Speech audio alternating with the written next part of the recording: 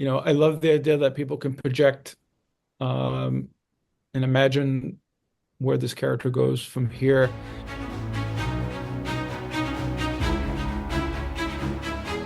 Thank you so much for sharing your time with us. We're so excited to be here talking all things Sharp Corner with you today. My pleasure. We both found the film to be so thought-provoking and entertaining, so we're so excited to dive in with you.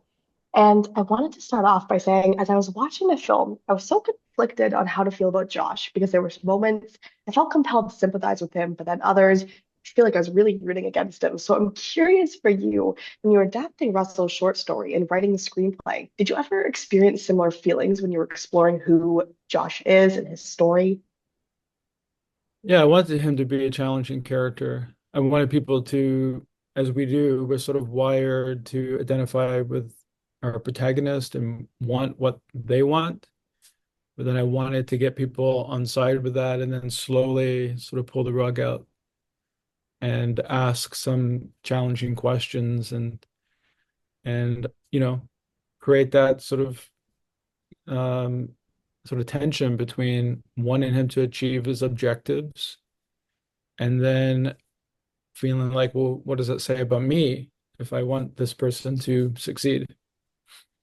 Yeah, absolutely. It's always so fun figuring out where your position stands with kind of complex characters in that sense. That's always fun when watching a film for sure. One thing that stood out to me was when the family is at the strength test game at the fair, and we see the worker tell Josh, "Come on, Dad, be your hero." And I found that interesting because I think that instance really showed Josh's deep search for purpose and wanting to, in fact, be a hero. And so, was this scene included in the short story, or is that a scene that you wrote? Because I'm curious to know the significance of choosing that setting at the fair and that example specifically to showcase Josh's emotion in that way. Yeah, no, that wasn't in the short story. In fact, the I expanded on the short story and gave it a three-act structure. The character in Russell's story is the way Ben is at the dinner scene early in the film, where he's becomes a bit of an expert on these accidents and starts to, you know, become intrigued by the misery of others in a way that is disturbing to Kobe's character. Um, and that's really sort of what Russell's exploring in his short story. And then I added this sort of savior complex that the character develops and just, trying to find this purpose in his life. And so to come back to your question, that scene at the fair, the strongman game, to me was a chance to sort of externalize or show that this person is not feeling adequate. There's something that's fragile about his masculinity and his sense of purpose in the world. And he's easily triggered by this idea that he can't fulfill this task and be a hero to his child even. And so it happens at a key turning point in the narrative. Absolutely. Definitely. I mean, I want to add on, obviously, this project has been in the works for about 12 years, I believe. What's a scene or a point in the film that's changed drastically from the rough cut that you did to what audiences see now? And why was that important for you, for the film as a whole, just from a creative point? Well, the script didn't change that much. I would say, and I won't go into details, but there's an end, there's a denouement, there's a resolution that we shot, and we decided to cut out of the movie because we felt like the place where it currently ends asks more questions and allows the audience to imagine where the character might go. So it was really more about pulling away in the end. There were some stuff that we cut prior to production, and those were more like trimming the fat just to be able to, we had 30 days to shoot, so we wanted to maximize the quality of the scene. So we made some tough decisions about some stuff that we dropped out at the end. Definitely.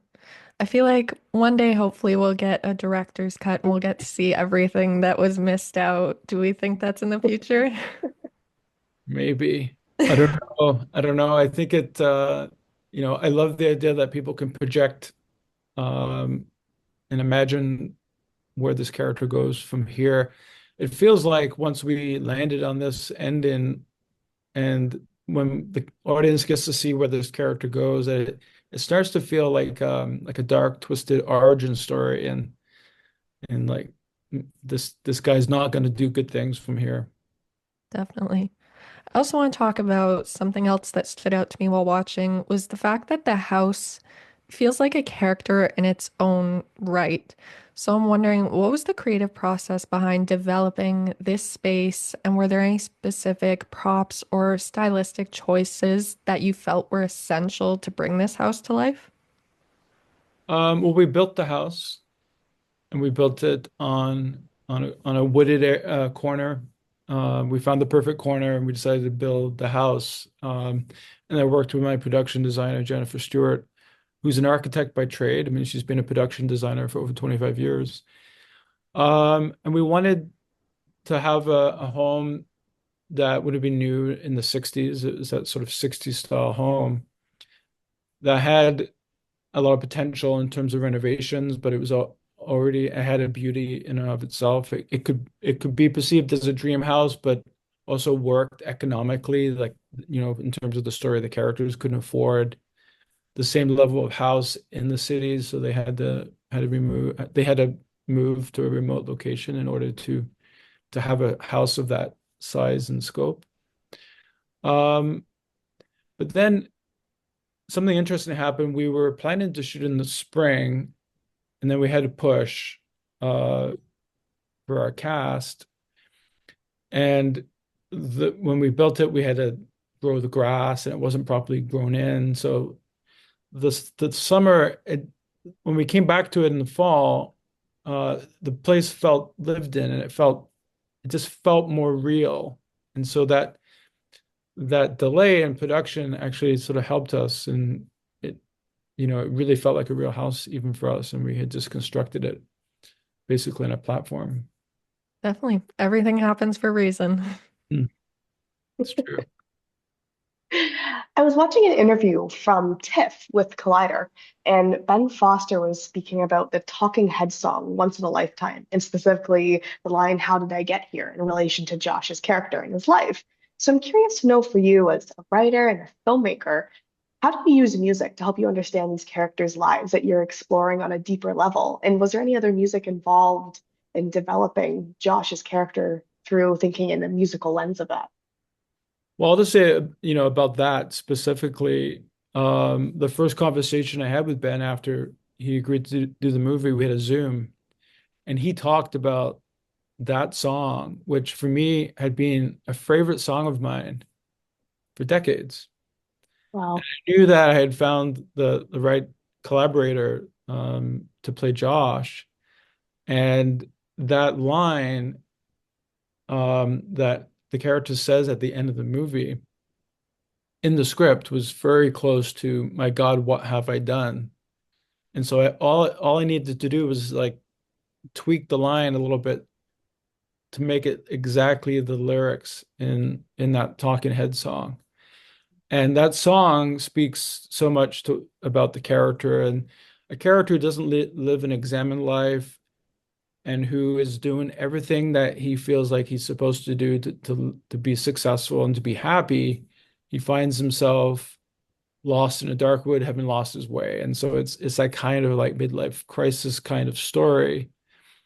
But it's a cautionary tale about a character, the dangers of somebody not really understanding themselves. And he doesn't have introspection. He hasn't learned those skills. He goes to a therapist once. His wife is a therapist. He doesn't do the work. And there's a danger in that. He doesn't know himself. He doesn't understand himself. And then this unowned material, this shadow content, if you will, becomes unleashed in this disturbing way. Yeah, it feels almost serendipitous then that Ben took on Josh's character. That seems very perfect.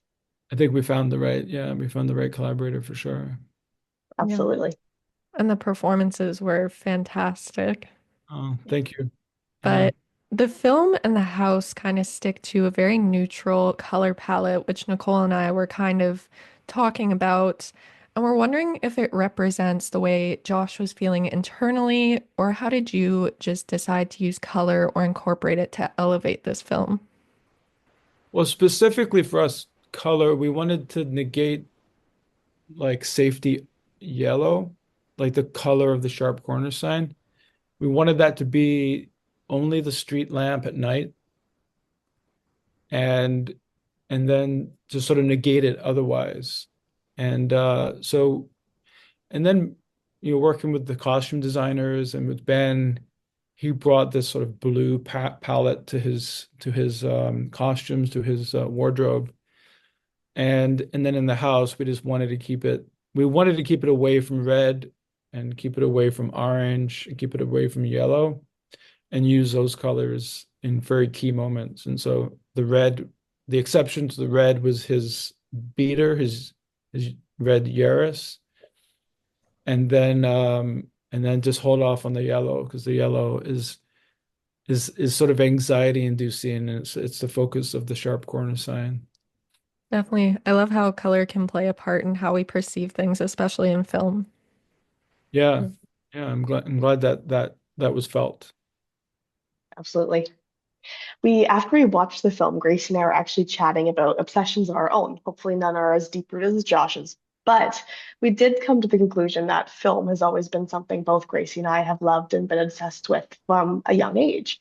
So I'm curious for you, Jason, what are films that you have always maybe been obsessed with, whether that was when you were growing up, when you are on your journey to starting your filmmaking career? What has always been some films that have stuck with you through your life? I've always been a lover of American movies from the 70s. Um, and probably won't be a surprise to learn that Taxi Driver was an influence on this film. Um, I also love a movie called Five Easy Pieces and another Jack Nicholson film, One Flew Over the Cuckoo's Nest, which I rewatched recently. Um, and then sort of more European, there's a movie called The Wages of Fear, a French film from the 50s that is maybe one of the most tense movies I've ever watched. It's got a slow first 45 minutes, but then you get to know the characters, and so it makes the stakes that much greater. Um, yeah, the Godfather. I mean, some obvious sort of classic films, but a lot of films from the 70s, I would say. That's really cool. I think it's fun to see how films and like personally favorite films change throughout life, or like when you relate to certain films, maybe more when you go through certain instances. So I love how film was always so interchanging with your life and who you become. Yeah, it's true. And then you can look back on something that you loved when you were at a younger point in life, and then like, oh, why did I like that film so much? Absolutely. The opposite can be true. That's true. Yeah. Sometimes it's best to not rewatch some certain films, and I like maybe I should leave this in that time period of when I first watched this. Yeah, Well, I know we're heading into the end here, so I wanted to wrap up on one last quick question for you. sure. I loved from the very beginning with the use of Mr. Golden Sun at the beginning of the film, and I loved the irony kind of behind that. So, what was that music selection process like for you, and what were other important musical elements to incorporate throughout this film? Well, I have to give total credit for that to my editor, Jorge, who when we were editing, he would bring in music choices, and he had found that song, Mr. Sun, and placed it there as a placeholder, as a temp. And over time, we it it became accustomed to that being the song. And when we looked for alternatives, nothing could ever measure up to that. And I love that irony of like you're opening the film on something like a children's song, and it's optimistic and it's playful, but people know that this is going to be kind of a dark movie. So I love the sort of irony of that. Um, yeah, and a lot of the stuff was music that Jorge had placed. And then when we went to find a composer, because we're a Canadian Irish co-production, we looked to Ireland, and we found Stephen McCune, who's an amazing composer, and he really brought a life and a texture to the score. And I believe he really enhanced Ben's performance because the score is very empathetic to this character who is challenging at a certain point to have empathy for, but the music is on his side. The music is calling him to adventure in a way that is kind of subversive, I think. And so I love Steven's take on that, and it felt brave, and I just wanted to take that risk with him. I love that. It's always so interesting to see how music guides what's happening in the film and relates to characters specifically. So I, like you said, I think you did a great job of working that in. Thank you. Well, thank you so much for your time, Jason. We Pleasure. Thank appreciate you. being able to speak with you about this and congratulations on the film's release. Thank you.